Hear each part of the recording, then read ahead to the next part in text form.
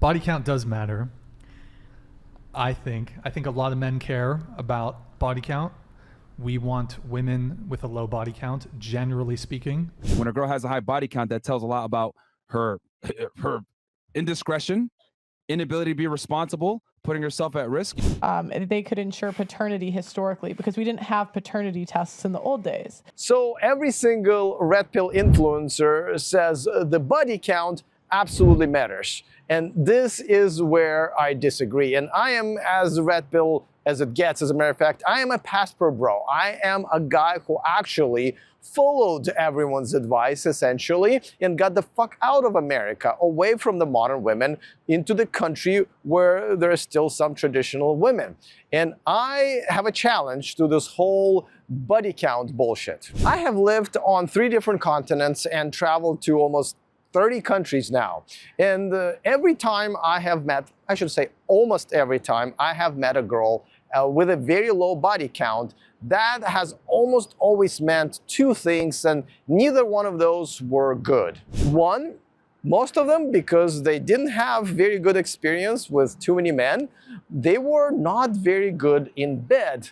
And number 2, and this is even more important, because of this, a lot of times them being in their late 20s, 30s, even 40s, that just simply meant that they never really liked sex. And that is a huge problem for me, who does like it. And by the way, spare me with this whole, oh, I will teach her everything she needs to know in the bedroom. First of all, it is unlikely that you are a sex king in general. And even if you are, generally speaking, you still want a girl to bring something to the table. Because if you are teaching her everything that you know, you're essentially getting just an AI robot, but not really a sexual human being who can come up with some ideas and bring something to the table, which is essential to a good sex life. And if a girl, with an exception of someone who's been in a long-term relationship for a while before you, which most women haven't,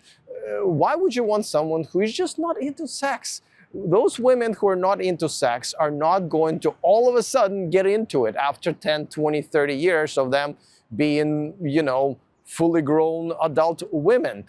Again, I think a lot of you are giving yourselves way too much credit about how amazing you are in bed and how amazed these women are going to be about you.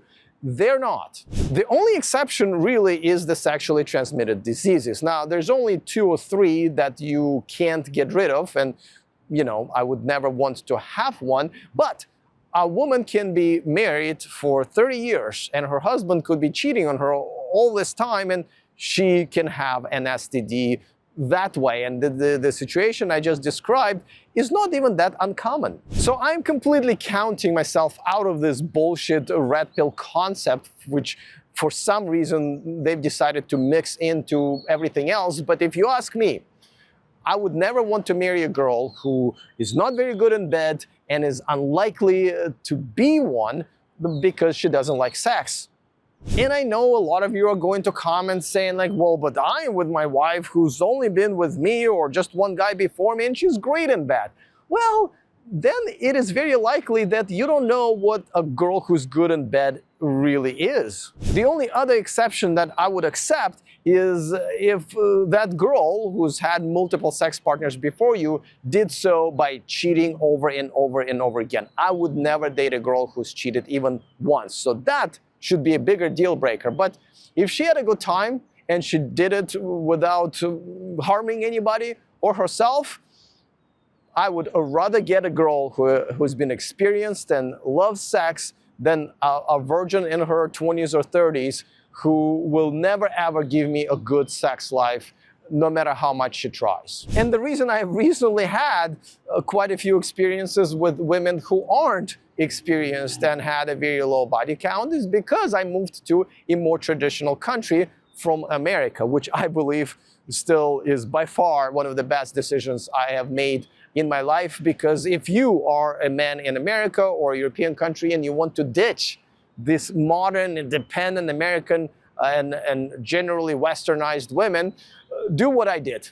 come to a country like Thailand in Southeast Asia or South America and so forth and so forth. And if you actually want to think about it and execute it, go to themillionmanproject.com, where I have outlined every single step that you need to take before, during, and after to recreate a happy life as a single man who essentially has choices of amazing women, or you just want to play around, which is still way more fun here than it is anywhere in America or in Europe.